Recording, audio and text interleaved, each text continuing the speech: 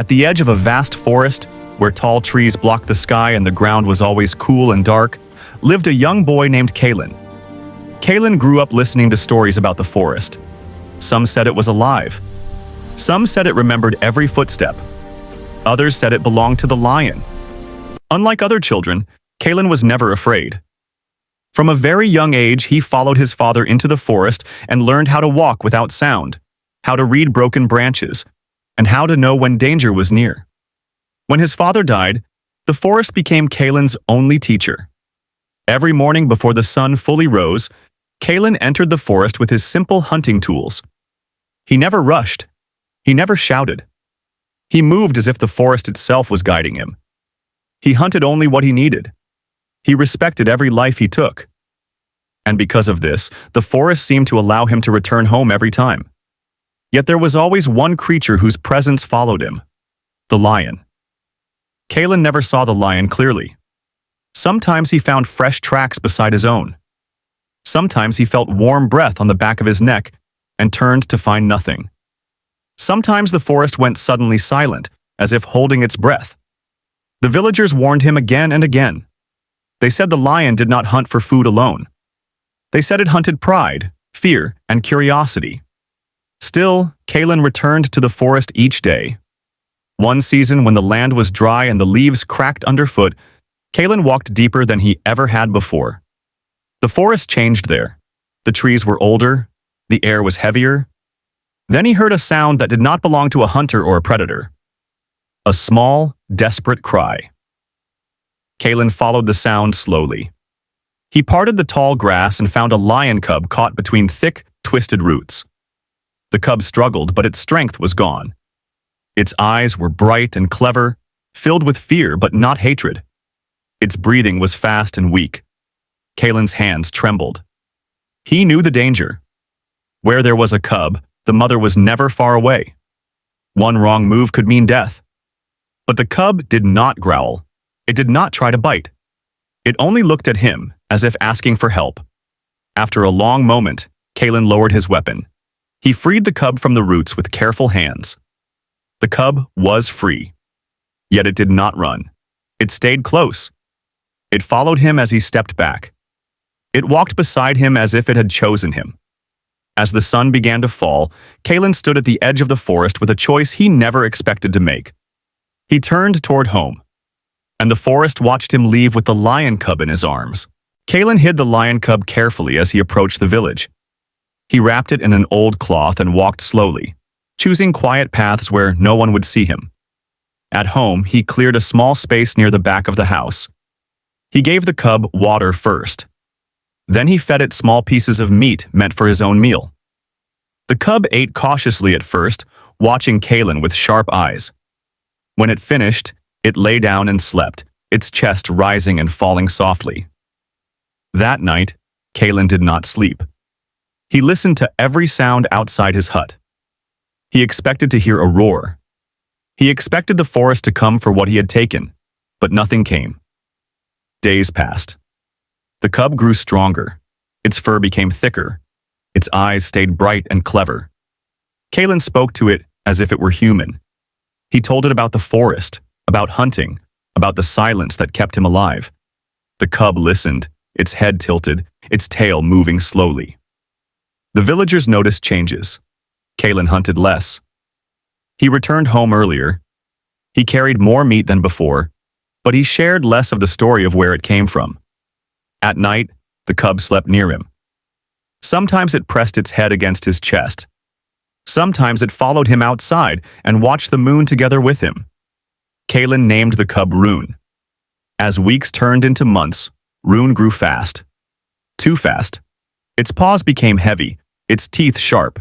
Its body no longer fit easily in the space Kalen had made.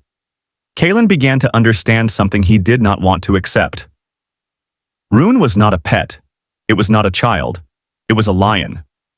Still, Kalen loved it. One evening, Rune stood at the doorway and looked toward the forest. Its ears lifted.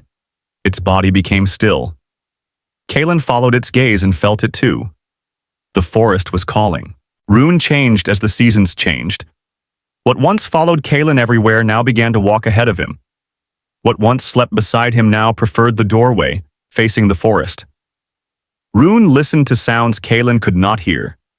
It lifted its head at night, ears turning, body tense, as if answering a call older than both of them. Kalen noticed the distance growing between them. He tried to keep Rune close. He fed it more. He spoke to it longer at night. He reminded himself that love was stronger than instinct. But the forest is patient. One morning, Kalen woke to find Rune gone. The doorway was empty. The ground outside was marked with deep paw prints leading away from the house. Kalen followed the tracks into the forest, calling Rune's name. The tracks led him far, then stopped suddenly. There was no sign of struggle, no blood, no broken ground. Only silence. Rune returned at sunset. It walked into the village calmly, its body larger, its eyes sharper, its fur carrying the scent of wild earth and blood. Kalen felt both relief and fear. From that day, Rune came and went. Sometimes it stayed away for a night, sometimes for two. When it returned, it brought the forest with it. Scratches on its body, the smell of prey, a hunger that was no longer small. The villagers began to notice. Animals disappeared.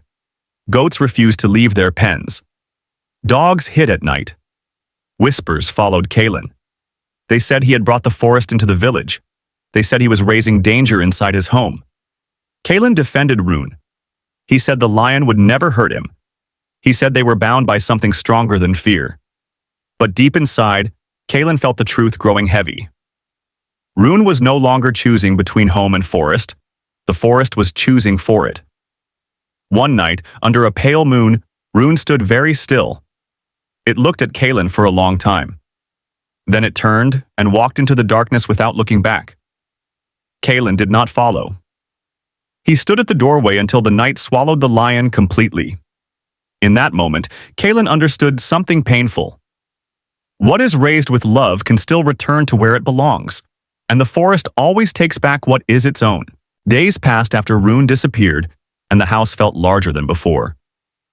Kalen woke each morning expecting to see the lion lying by the doorway, but only empty ground waited for him. The silence inside the house pressed against his chest. Even the night felt colder. He returned to hunting. At first, he hunted only small animals, as he had before. But his eyes searched the forest differently now. Every broken branch, every deep shadow, carried the shape of a lion. Kalen followed signs that only a hunter would notice. Large paw prints crossed familiar paths. Trees bore fresh marks of claws. The forest was changing around one powerful presence. Rune was no longer hiding. Villagers spoke in low voices. They said the lion had grown bold. They said it moved close to the farms, closer than any lion before. They did not say Rune's name, but Kalen heard it in every word. One evening, Kalen found a carcass near the river. The kill was clean, precise, and strong. He knelt beside it and placed his hand in the soil.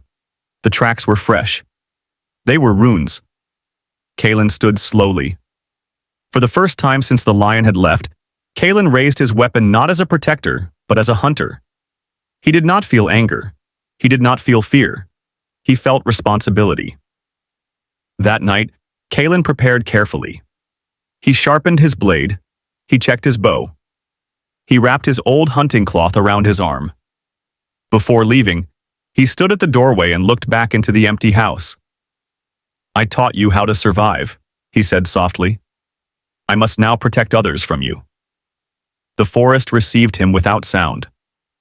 Kalen walked deeper than he ever had before, following the path of the lion he once raised. Every step carried memory and doubt. He knew one truth now. If he met Rune again, only one of them would return home. The forest grew heavier as Kalen moved deeper. The air felt thick, and even the insects were quiet. Every sense in his body was awake. He found Rune at dawn. The lion stood in a clearing, tall and powerful, its mane dark and full. Scars crossed its body, marks of a life fully claimed by the wild. Its eyes were sharp, steady, and no longer curious. Rune saw Kalen at the same moment. For a long time, neither moved. Kalen lowered his weapon slightly. His hands shook, not from fear, but from memory. He remembered the cub that cried among roots, the weight of a small body in his arms, the nights they shared under the same roof. Rune stepped forward once. The ground trembled. Kalen raised his weapon again.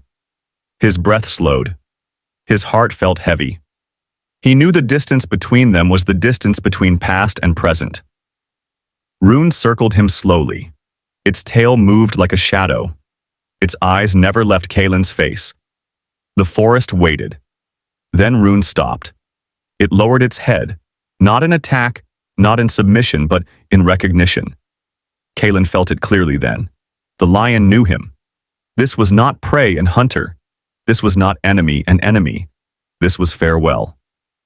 Rune turned away. It walked past Kalen, close enough that Kalen could feel its breath, close enough that one strike could have ended everything. But Kalen did not move. Rune disappeared into the trees without a sound.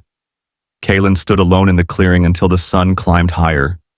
He lowered his weapon. The hunt was over.